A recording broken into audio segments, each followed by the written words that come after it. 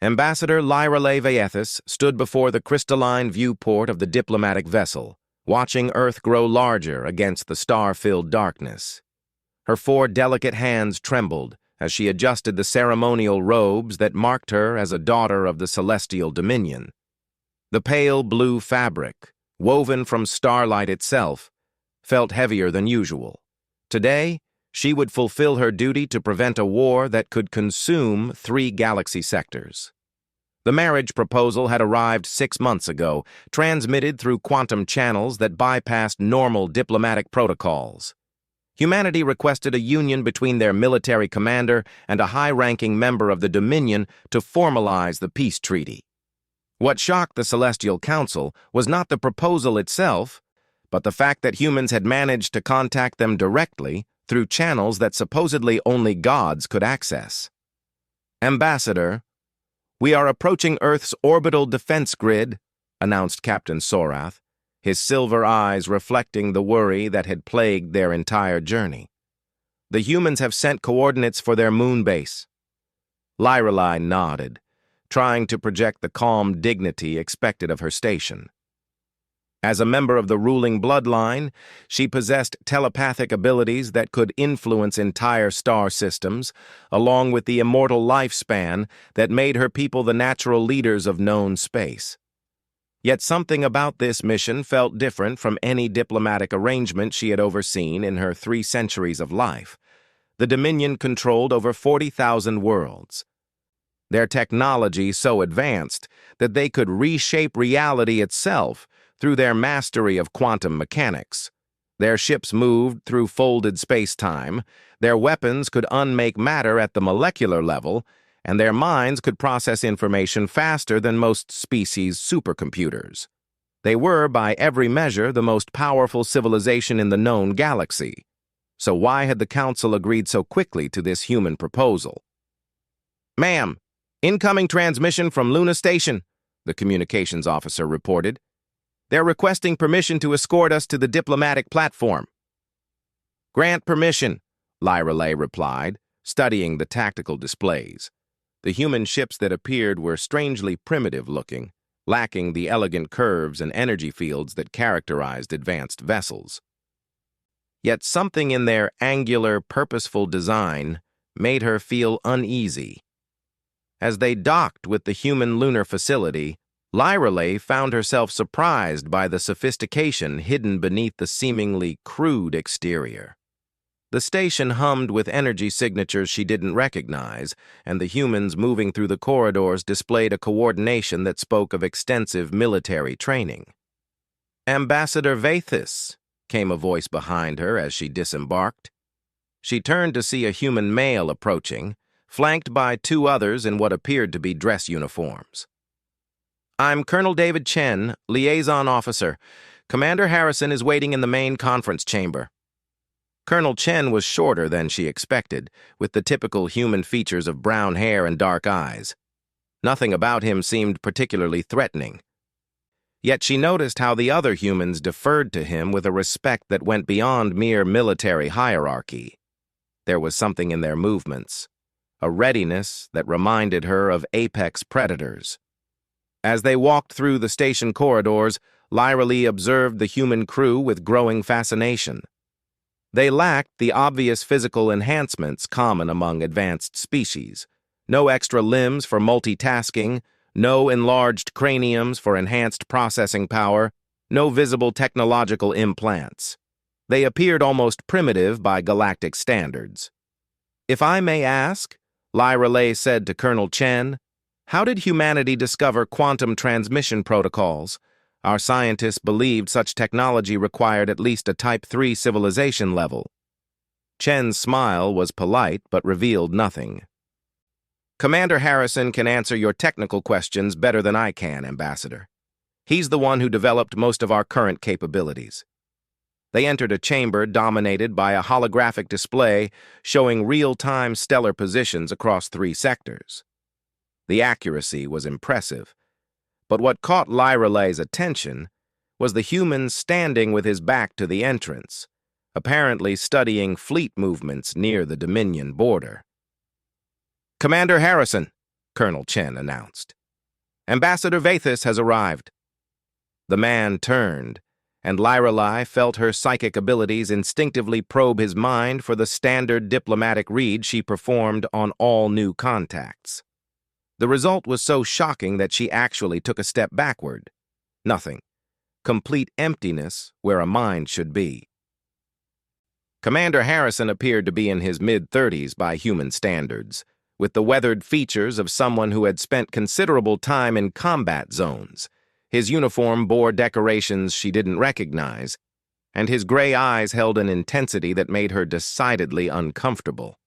But what truly disturbed her was the absolute void where his thoughts should be. "Ambassador," Harrison said, extending his hand in the human greeting gesture. "Thank you for coming. I know this arrangement is unprecedented." As their hands touched, Lyrelai tried again to read his mental patterns. The emptiness persisted, but now she detected something else. A sense of immense depth, as if she were staring into an abyss that stared back.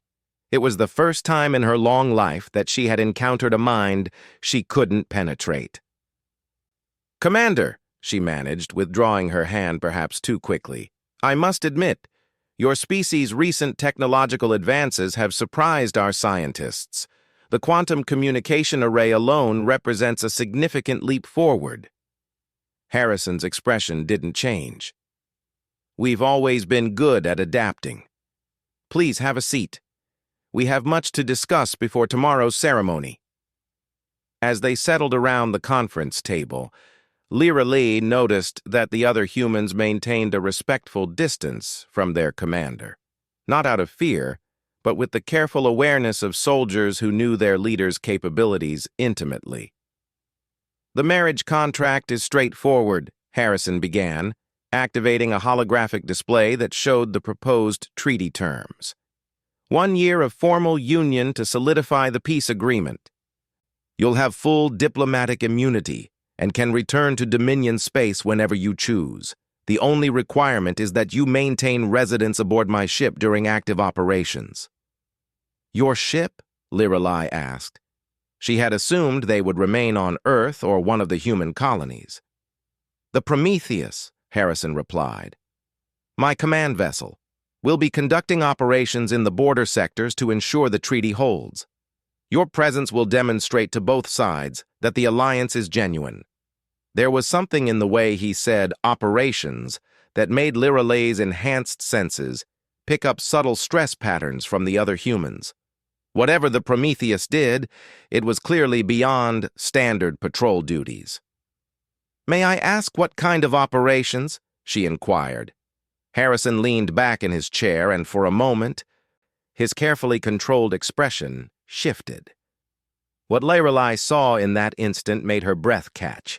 It wasn't cruelty or aggression, but something far more unsettling.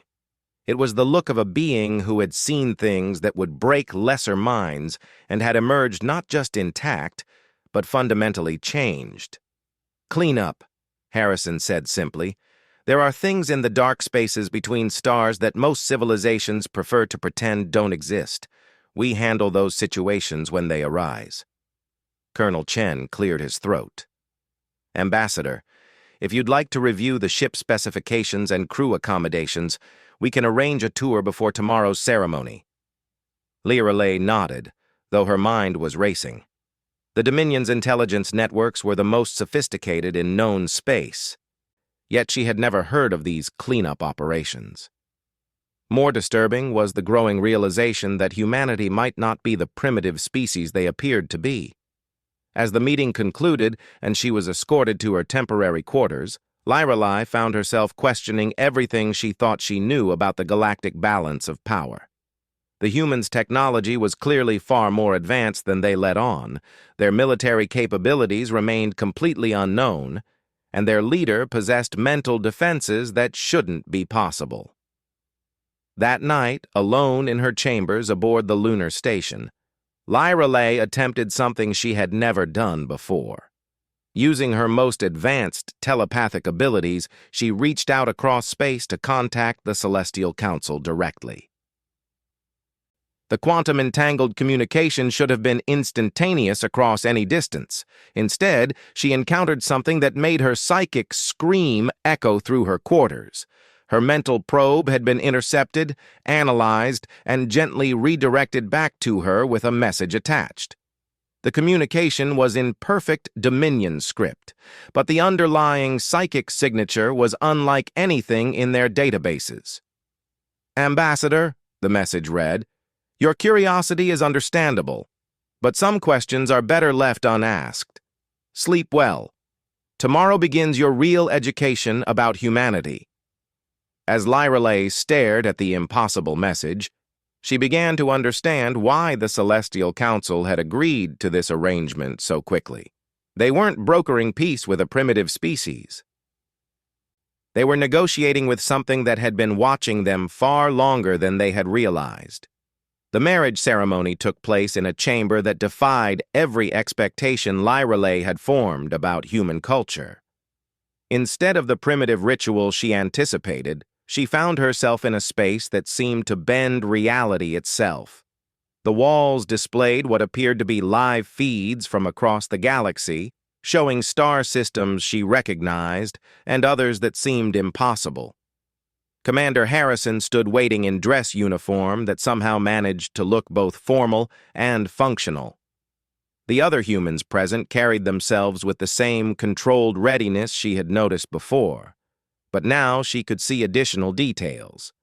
Scars that spoke of combat against weapons she couldn't identify. Eyes that tracked movement patterns no normal human should be able to perceive. And underneath it all, that same mental emptiness that surrounded Harrison like a psychic void. "Are you ready, Ambassador?" Harrison asked as she approached. The ceremony itself was surprisingly brief, focusing more on the legal and diplomatic aspects than any religious elements. As they exchanged the formal vows required by both their species' laws, Lyrelay found herself studying Harrison's face for any sign of deception or hidden agenda. What she saw instead was something that disturbed her more than any lie would have. Absolute sincerity. Whatever Harrison's true nature, he was genuinely committed to making this arrangement work. "By the authority vested in me by the United Earth Defense Command," the officiating human declared, "I pronounce you legally bound according to the terms of the Terran Dominion Peace Accord." As the brief ceremony concluded, Harrison turned to her with what might have been a smile. "Ready to see your new home?" The shuttle ride to the Prometheus gave Lyrelay her first real look at human space infrastructure. What she had initially taken for primitive installations revealed themselves to be something far more sophisticated. The structures were built to look simple while hiding capabilities that made her enhanced senses register confusion and unease. "Commander," she said during the flight, "I notice your ships don't match any known design principles. The energy signatures are unlike anything in our databases." Harrison glanced out at the vessels moving through the space around them. "We've always preferred function over form. Pretty ships make easy targets." There was something in his tone that suggested extensive personal experience with that particular lesson. As they approached the Prometheus itself, Lyrelay understood why he emphasized function. The ship was massive, easily the size of a Dominion dreadnought, but built with an angular pragmatism that spoke of serious military purpose. "Home," Harrison announced as they docked. "Welcome aboard the Prometheus, Mrs. Harrison." The title caught her off guard. In Dominion culture, marriage was purely diplomatic, with no personal implications. But something in how Harrison said it suggested humans viewed the arrangement differently. The ship's interior matched its exterior philosophy, clean, efficient, and built for war. But as Harrison led her through the corridors, Lyrelay began noticing details that didn't fit. Crew members who moved with inhuman precision, equipment that seemed to anticipate operator needs, and everywhere, that same psychic emptiness that made her telepathic abilities feel muffled and uncertain. "Your quarters are here," Harrison said, stopping before a door that opened to reveal chambers surprisingly spacious and well-appointed. "You'll have full access to the ship's databases and communication systems, with the obvious security restrictions. My quarters are across the hall if you need anything." As she examined her new living space, Lyra Lee found herself asking the question that had bothered her since arrival. "Commander, what exactly does the Prometheus do? These cleanup operations you mentioned." Harrison paused in the doorway. "We handle problems that other species can't or won't deal with, things that slip through the cracks between civilizations. You'll understand better once we get our first call." That call came 6 hours later. Lyra Lee was reviewing the ship's publicly available technical specifications when the alert klaxons began sounding.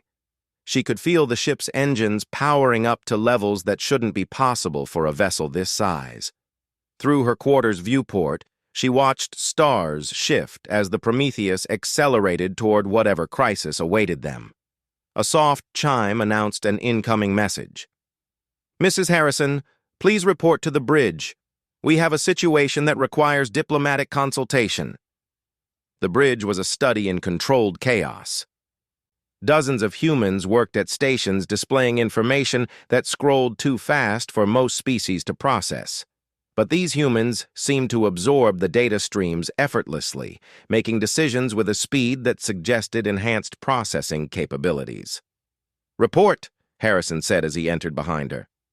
"Distress signal from the Valorian mining colony in the Kepler sector," announced a woman who Lyra Lee now recognized as the ship's executive officer. "They've lost contact with 3 of their deep space extraction platforms. Initial scans show no debris, no energy signatures. Platforms just disappeared." "Survivors?" Harrison asked. "Negative. 15,000 Valorians missing across all 3 platforms." Lyra Lee felt her enhanced senses pick up the subtle changes in the bridge crew's demeanor. Whatever this was, they had dealt with similar situations before, and those experiences had left marks that went deeper than physical scars. "Ambassador," Harrison said, turning to her, "the Valorians are Dominion allies, correct?" "Yes, they're under our protection, but our nearest fleet is 3 days away at maximum speed." Harrison's expression didn't change. "We'll be there in 47 minutes. "That's impossible," Lyra Lee protested. "The Kepler sector is 6 light-years from here. Even our fastest ships require at least 18 hours. "Navigation, engage the Morrison drive," Harrison ordered, ignoring her comment. "Combat alert. All departments prepare for unknown contact." The Morrison drive. Lyra Lee had never heard the term, but as the ship accelerated beyond anything she thought possible, she began to understand that humanity's technological capabilities were far beyond what they had revealed to the galaxy. The transit to Kepler sector should have been impossible. Yet 37 minutes later, the Prometheus dropped out of whatever impossible faster-than-light system they used, arriving at a scene that made Lyra Lee's blood freeze. The mining platforms weren't destroyed. They were perfectly intact, drifting in space exactly where they should be. But they were completely empty. Not just of crew, but of everything. Equipment, furniture, even the air itself had been removed with surgical precision, leaving behind hollow shells that gleamed mockingly in the light of Kepler's star. "Scanning for traces," the science officer reported. "Energy residue is consistent with quantum extraction technology. Selective matter displacement at the molecular level." "How long ago?" Harrison asked. "Based on thermal signatures, approximately 6 hours. Harrison's jaw tightened. 6 hours and we're just now getting the distress call? Someone's been jamming communications." He turned to Lyra Lee. "Ambassador, I need you to contact the nearest Dominion facility and warn them to raise their shields and maintain full alert status." "Why?" "What could do this?" "Something that treats matter the same way your people treat thoughts," Harrison replied grimly, "and something that doesn't want witnesses." As Lyrelai attempted to contact the Dominion fleet, she discovered that their quantum communication networks were being actively suppressed by something that shouldn't exist. The interference patterns were too sophisticated, too precise to be natural phenomena. "Commander," the tactical officer called out, "I'm reading massive spatial distortions bearing 27 Mark IV. Something big is coming through." What emerged from the twisted space made Lyrelai understand why even gods might fear humanity. The entity was vast beyond comprehension, a living construct of dark matter and exotic energy that existed partially outside normal space-time. Its presence bent reality around it, creating gravitational anomalies that should have torn nearby ships apart. "Harvester-class entity," Harrison said with the calm tone of someone identifying a known threat. "Probably been hunting in the Outer Rim for months before moving into populated sectors." "Harvester," Lyrelai whispered. "I've never heard of such things." "Most species haven't," the executive officer replied. "They tend to be very thorough about eliminating witnesses." The entity began moving toward them with purpose, its massive form radiating energies that made the ship's sensors scream warnings. But instead of fleeing, Harrison issued orders that defied every tactical doctrine Lyrelai knew. "All stations, engage Hunter Protocol, weapons free, target its quantum manifolds." "Sir," the tactical officer reported, "entity is attempting to establish extraction field. Estimated range covers our current position." "Not today," Harrison said quietly. "Fire." What happened next challenged everything Lyrelai thought she knew about the laws of physics. The Prometheus launched weapons that shouldn't exist, energy patterns that moved through dimensions she couldn't perceive. The attacks struck the entity precisely, disrupting its quantum structure with surgical precision. But what truly shocked her was watching the crew work. They moved with inhuman coordination, processing information and making decisions faster than any biological nervous system should allow. And underneath their professional calm, she sensed something that made her telepathic abilities recoil in instinctive fear. These humans weren't just fighting the entity, they were hunting it. The battle lasted 17 minutes. When it ended, the cosmic horror that had devoured 15,000 souls was nothing more than dissipating exotic particles. The missing Valorians were beyond saving, but their deaths had been avenged with the efficiency that spoke of extensive experience with such encounters. "Secure from combat stations," Harrison ordered. "Science, I want a full analysis of the entity's quantum signature.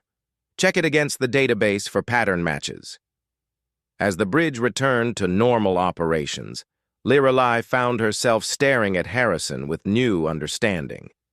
The emptiness she sensed in human minds wasn't a lack of something. It was active shielding, protection against things that could destroy consciousness itself. "Commander," she said quietly, "how long have humans been fighting these harvesters?" Harrison looked at her with those gray eyes that had seen too much. "Since before your people learned to manipulate quantum fields. Since before most of the current galactic civilizations existed. We've been the cleanup crew for a very long time, Ambassador." As the Prometheus set course for their next patrol sector, Lyrelai began to understand the true nature of her marriage arrangement. She wasn't just witnessing human military capabilities. She was being introduced to humanity's real role in the galaxy. They were the guardians that stood watch against things that lurked in the spaces between stars. And somewhere in the deep archives of her people's history, there were records of why even gods learned to fear the species that chose to hunt monsters in the dark. 3 weeks into their marriage, Lyrelai discovered the truth about humanity during what should have been a routine patrol near the Galactic Rim. She was reviewing diplomatic protocols in her quarters when every alarm system on the Prometheus began screaming simultaneous warnings. The bridge was chaos when she arrived. Not the controlled urgency she had witnessed during the Harvester encounter, but genuine alarm that made the crew move with desperate efficiency. "Report," Harrison demanded as he strode onto the bridge. "Sir, massive reality breach detected in the Andromeda approach vector. Scale is off the charts," the science officer announced, her voice tight with barely controlled fear. "It's bigger than anything in our records." "How big?" Harrison asked. "Conservative estimate? Something the size of a small moon just punched through from somewhere else." Lirelai watched Harrison's expression change. For the first time since she had met him, he looked genuinely concerned.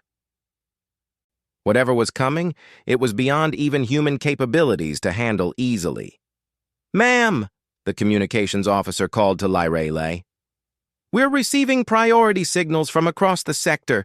Every major civilization is mobilizing their fleets. The Celestial Dominion is requesting immediate consultation with you." When the connection established, the holographic image of Grand Archon Therion appeared on the main screen. Lirelai had known him for 2 centuries, and she had never seen him look so shaken. "Ambassador," Therion said without preamble, "you must convince the humans to activate their primary protocols immediately. We cannot handle what is coming." "Grand Archon, what exactly is coming?" Lirelai asked. "One of the first ones has awakened. Something from before the current cosmic cycle began.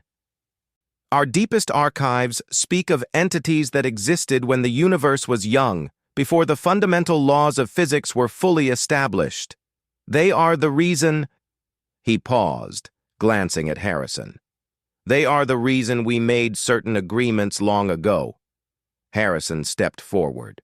"With respect, Grand Archon, we're aware of the situation. Protocol 7 has already been initiated." The relief that flooded Therion's features was profound. "Thank you, Commander. The Council will ensure all civilizations maintain safe distances from the affected sectors." After the transmission ended, Lirelai turned to Harrison with growing confusion. "Commander, what agreements? What is Protocol 7? "Something I hoped you'd never have to see," Harrison replied. "But if you're going to understand what you married into, you need to know the whole truth." He gestured to the executive officer. "Sarah, escort the ambassador to Archive 7. Full access." Archive 7 was located deep within the Prometheus, behind security measures that made Lirelai's enhanced senses detect layer upon layer of protections. Some were technological, others seemed to manipulate space-time itself, and a few felt like they operated on principles she couldn't even comprehend. "Ambassador," Sarah said as they entered the archive chamber, "what you're about to learn is known to fewer than 1,000 beings in the current galaxy. The information has been classified at the highest levels for over 50,000 years. The chamber contained data storage systems unlike anything Lirelai had seen. Crystalline matrices that seemed to contain entire universes' worth of information, quantum cores that pulsed with energies that reminded her of stellar formations, and in the center, a simple chair connected to what appeared to be a neural interface. "Please sit," Sarah instructed. "The interface will share the relevant historical records directly with your consciousness. Given your telepathic abilities, the process should be relatively painless." As Lirelai settled into the chair, neural connections established themselves with her mind. What she experienced in the next several minutes changed her understanding of everything she thought she knew about the universe. The records began 57,000 years ago, when the galaxy was younger and populated by civilizations that made even the Dominion look primitive. The first ones ruled then, beings of such power that they could reshape reality with thought alone. They had transcended physical existence, becoming entities of pure consciousness that treated the universe as their personal laboratory. For millions of years, they experimented with creation itself, building and destroying civilizations like children playing with toys. When they grew bored with one cosmic arrangement, they would unmake it and try something new. Entire species existed only as long as they amused their godlike creators. Then humanity evolved, not the humanity she knew. Something earlier, more primal, but possessing a unique characteristic that no other species in the galaxy's history had ever displayed. Humans were completely immune to consciousness manipulation. Their minds existed in a quantum state that made them effectively invisible to beings of pure thought. The first ones initially ignored humanity, considering them another primitive species destined for eventual disposal. But as humans developed technology and began exploring space, they discovered the truth about their cosmic situation. More importantly, they developed something the universe had never seen before: weapons specifically designed to kill gods. The war that followed lasted 3,000 years and reshaped the fundamental structure of the galaxy. Humanity, armed with technology that operated outside normal reality, systematically hunted down beings that considered themselves immune to physical harm. The weapons didn't just destroy the first one's physical manifestations. They unraveled their very existence, removing them from the fabric of space-time itself. When the war ended, 93% of the first ones had been permanently eliminated. The survivors fled to dimensions beyond the reach of human weapons, abandoning the galaxy they had ruled for eons. But before they left, they made one final desperate modification to the cosmic order. They created the current cycle of civilizations with a specific limitation built into their evolutionary paths. Every species that achieved advanced consciousness would develop natural barriers against the kind of weapons humanity had used. Telepathic abilities, quantum awareness, even the basic structure of their minds would make it impossible for them to comprehend or replicate humanity's god-killing technology. Except for humans themselves. Humanity became the universe's permanent guardians, immune to the consciousness-based attacks that could dominate any other species, and uniquely capable of developing weapons that could affect entities operating outside normal physics. The various galactic civilizations that arose after the war were designed to never fully understand what humans were or why they were necessary. The harvesters, Sarah explained as the neural interface disengaged, are remnants of First One experiments, reality parasites that slip through cracks in space-time. Most civilizations can't even perceive them properly, let alone fight them effectively. That's why humanity handles cleanup duties. Lyrelay sat in stunned silence as the full implications sank in. The Dominion, we're designed to be unable to understand this? Not unable, Sarah corrected. But you'll always have mental barriers that make it difficult to fully grasp the nature of the threat. It's a built-in safety feature. Species that can comprehend god-killing weapons too clearly tend to develop them on their own. And that never ends well. A soft chime indicated an incoming message from the bridge. Report to Station 1 immediately. We have visual contact with the target. The thing that had emerged into normal space defied description. It existed in at least 7 dimensions simultaneously, creating optical illusions that made Lyrelay's eyes water just trying to focus on it. The entity was massive beyond comprehension, but its size seemed to fluctuate as it shifted between different states of existence. First One, Harrison confirmed, studying the tactical displays. Class Alpha Entity, confirmed hostile intent based on quantum signature analysis.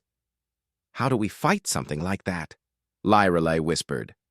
Harrison's expression was grim. Carefully, and with weapons that most people are better off not knowing about. What followed was unlike anything in recorded military history. The Prometheus transformed, revealing hidden weapon systems that operated on principles that made Lyrelay's consciousness recoil in instinctive confusion. The ship itself seemed to phase partially out of normal space-time, becoming something that existed in the spaces between dimensions. The battle took place across multiple layers of reality. Lorelei could only perceive fragments of what was happening, her consciousness protected by evolutionary barriers that prevented her from fully understanding the nature of the weapons being deployed. She saw energy patterns that seemed to cut through the fabric of existence itself, attacks that targeted not just the entity's physical form, but its very concept of being. The first one fought back with powers that reshaped local space-time, creating gravitational anomalies that should have torn the Prometheus apart. But the human ship moved through the distorted space as if such forces were merely inconvenient rather than impossible to navigate. Target's dimensional anchors are destabilizing, the tactical officer reported, conceptual integrity dropping to critical levels. Continue fire, Harrison ordered. Don't let it phase back to its home dimension. The entity's death scream echoed across multiple dimensional frequencies, creating psychic resonances that made every telepathic species in the sector briefly lose consciousness. When it ended, nothing remained except slowly dissipating exotic particles and space-time slowly returning to its normal configuration. Secure from combat stations, Harrison announced. Science, I want a full-dimensional sweep. Make sure nothing else followed it through. In the aftermath, as the Prometheus returned to normal patrol status, Lorelei found herself alone with Harrison in his quarters. The weight of everything she had learned pressed down on her like a physical force. So this is what I married, she said quietly. A member of the species that killed gods and became the galaxy's permanent watchman. Harrison poured himself a drink from a bottle that looked like it contained liquid starlight. It's not as dramatic as the archives make it sound. Most of the time, we just patrol borders and make sure nothing too dangerous slips between civilizations. The god-killing happens maybe once or twice per generation. But you could destroy the Dominion if you chose to. We could, Harrison admitted. But we won't. The current galactic order works well. Your people provide excellent administration for the civilized sectors. The various alliances maintain peace and promote technological development. We have no interest in ruling anyone. Lorelei studied his face, seeing past the carefully maintained human expression to the depths beneath. But you watch. You're always watching. Someone has to. The universe is far stranger and more dangerous than most people realize. The first ones were just one type of threat among many. There are things in the deep void that make harvesters look like children's toys. Entities from parallel dimensions that occasionally find their way here. Remnants of previous cosmic cycles that sometimes activate without warning. She thought about her year-long marriage contract and realized how naive the arrangement seemed now. I was sent here to observe human capabilities for diplomatic intelligence gathering. We know, Harrison said. Your people needed to understand that we weren't a threat to the existing order. The marriage arrangement gives you time to learn enough to report back accurately without compromising operational security. And what will I tell them? Harrison's smile was gentle but carried depths that reminded her of staring into stellar abysses. That humanity has no interest in conquest or domination. That we're content to maintain our watch from the shadows, and that the peace between our peoples benefits everyone. 6 months later, when Lorelei's marriage contract officially ended, she found herself with a choice. Return to Dominion space with her report, or remain aboard the Prometheus and continue learning about humanity's true role in the cosmic order. She chose to stay, not because she had fallen in love with Harrison, though she had developed genuine affection and respect for the enigmatic commander. Not because she found human culture fascinating, though she did. She stayed because someone from the Dominion needed to understand what humanity really was, and she was the only one who had seen enough to comprehend the full picture. The universe was vast, dangerous, and filled with threats that most civilizations couldn't even perceive. Somewhere in the darkness between stars, ancient powers stirred from time to time, testing the boundaries of reality itself. and standing watch against those threats was a species that had chosen to become monsters in order to keep monsters at bay. The Celestial Dominion would continue to rule their sectors in peace, never fully understanding why their telepathic abilities couldn't penetrate human minds or why their most advanced weapons seemed primitive compared to what humans kept hidden in their ships. They would maintain their position as the galaxy's most powerful visible civilization, while the real Guardians continued their eternal patrol in the spaces most people preferred not to think about. Lyrelay had married a human for peace. She discovered why gods feared his kind, and she chose to remain among them, serving as the bridge between humanity and the civilizations they protected from threats that must never be fully comprehended. In the end, it was the only choice that made sense.